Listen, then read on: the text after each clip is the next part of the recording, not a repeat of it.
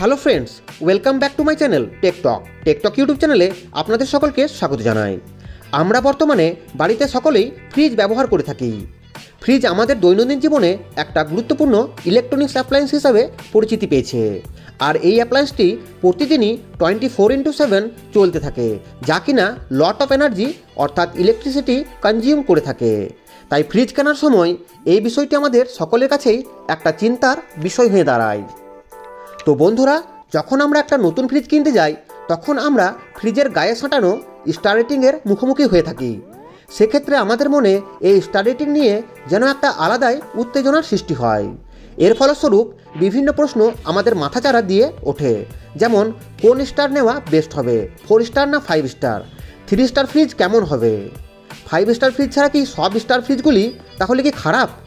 তো হ্যাঁ বন্ধুরা, আজকের এই ভিডিওটি আপনাদের উদ্দেশ্যেই তৈরি করা হয়েছে, যা কিছুটা হলেও আপনাদের কাছে বিষয়টি সহজ করে তুলবে।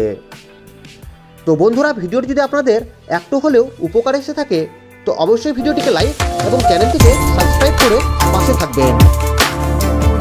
তো বন্ধুরা, ভিডিওটি শুরুতেই আপনাদের এই স্টার রেটিং সম্পর্কে অল্প স্বল্প ধারণা থাকা অত্যাবশ্যক।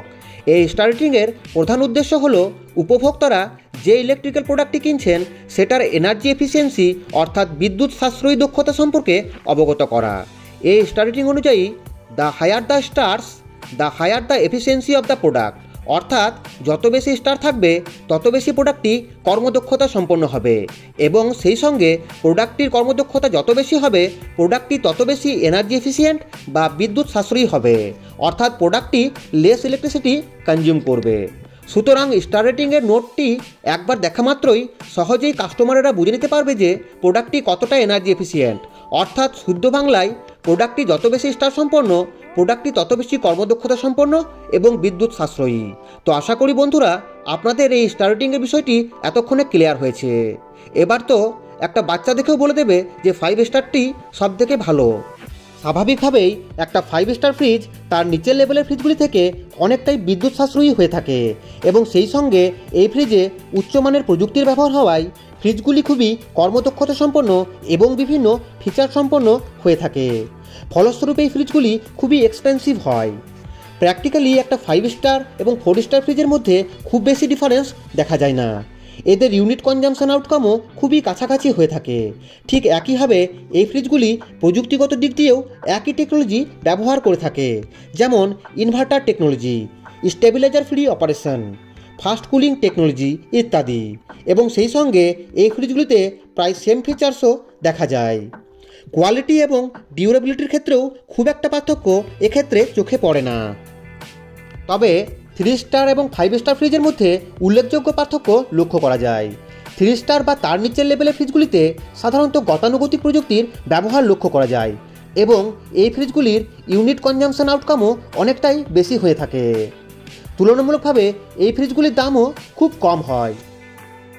আপনাদের কাছে এই বিষয়টিকে আরও সহজভাবে তুলে ধরার জন্য এই ছকটি তৈরি করা হয়েছে, যেখানে স্টার রেটিং অনুযায়ী বিভিন্ন ফ্রিজের ইলেকট্রিসিটি কনজামশন ইউনিট পার ইয়ার দেওয়া রয়েছে।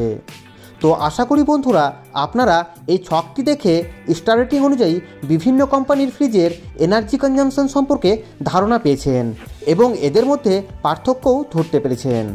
অবশেষে একটা কথাই বলবো যে 5 স্টার ফ্রিজই ভালো বা 3 স্টার ফ্রিজই খারাপ, এই ধারণা সম্পূর্ণ ভুল।